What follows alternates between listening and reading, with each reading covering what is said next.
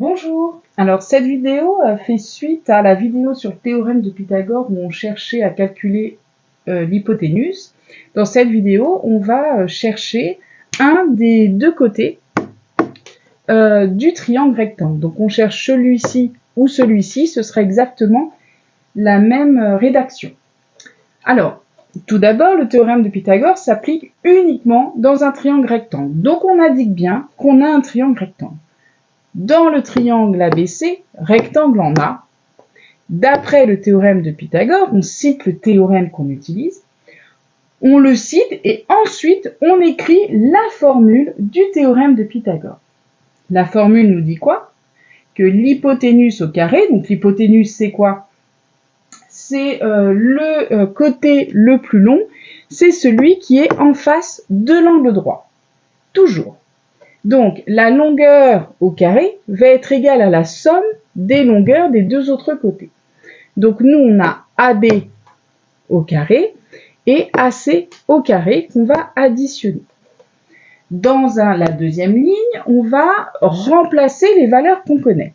Cette fois-ci, BC, on le connaît. Il fait 10 cm. Donc, on met 10 au carré. Égal. AC au carré, ça fait 6. Donc, 6 au carré plus AB au carré, on ne le connaît pas, donc on le laisse tel quel. Alors 10 au carré, 10 fois 10, ça fait 100.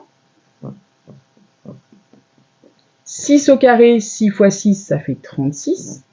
Bien évidemment, quand c'est des nombres beaucoup plus compliqués, vous faites tout simplement à la calculatrice avec la touche au carré. Plus AB au carré. Arrivé là, je suis bloqué. Je ne peux pas faire l'addition, donc je suis bloqué. Je vais passer le AB au carré de l'autre côté, puisque c'est lui que je cherche.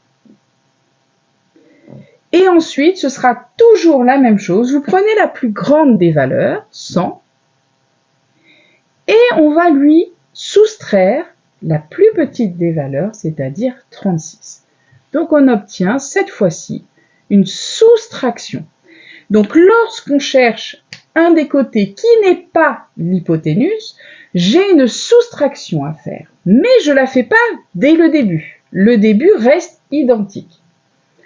C'est une fois seulement que j'ai calculé les carrés que là, je vais venir changer de place. Alors, on calcule. 100 moins 36, donc si vous arrivez à le faire de tête, c'est super. Alors à la maison, n'hésitez pas à vous entraîner à faire du calcul mental. Par contre, une fois que vous êtes en contrôle, c'est pas le moment de s'entraîner. Donc n'hésitez pas pendant les contrôles à utiliser la calculatrice. À la maison, vous essayez de tête. Par contre, vous pouvez toujours vérifier à la calculatrice pour être sûr que vous ne vous êtes pas trompé. Donc 100 moins 36, ça fait 64. Donc là, on a AB au carré, mais moi, je ne veux pas AB au carré, je veux AB. Donc, pour retirer ce petit carré, on va mettre la racine carrée. Pour ceux qui n'ont pas vu la vidéo précédente, si je mets la racine carrée, je dois impérativement ne plus avoir le petit carré au AB. Une fois qu'il y a la racine, il n'y a plus le carré. Racine de 64. Alors, c'est bien de connaître les carrés. 64, c'est un carré qu'on doit connaître. C'est le carré de 8. Si vous ne connaissez pas, si vous tombez sur un nombre que vous ne connaissez pas, on prend la calculatrice et on fait racine de 64. La racine, il faut souvent faire seconde avec la touche au carré. Alors là, ça tombe juste. Ça va faire 8. 8 fois 8, 64. Si ça ne tombe pas juste, bien évidemment, on lit bien l'énoncé et on regarde ce qu'on nous demande. Est-ce qu'on va nous demander d'arrondir à l'unité? Aucun chiffre après la virgule. Est-ce qu'on va nous demander d'arrondir au dixième? On laissera un chiffre après la virgule. Si on nous demande au centième, 2 chiffres, etc. Donc bien lire les énoncés. Là, ça tombe juste, donc on n'a pas ce problème. Mais qu'est-ce qu'on a oublié? L'unité. Il ne faut pas oublier. Donc pareil, on regarde, on a bien des centimètres, donc je mets des centimètres. Si j'ai des mètres, je mets des mètres. On n'oublie pas les unités, c'est vraiment des points à ne pas perdre. Je vous laisse faire une capture d'écran de la rédaction, comme ça vous l'aurez toujours quand vous ferez des exercices. Et rédiger toujours de la même façon, c'est pour que ça rentre bien dans la tête. On rédige toujours pareil et comme ça notre cerveau, il enregistre toujours la même chose et après ça va devenir un automatisme.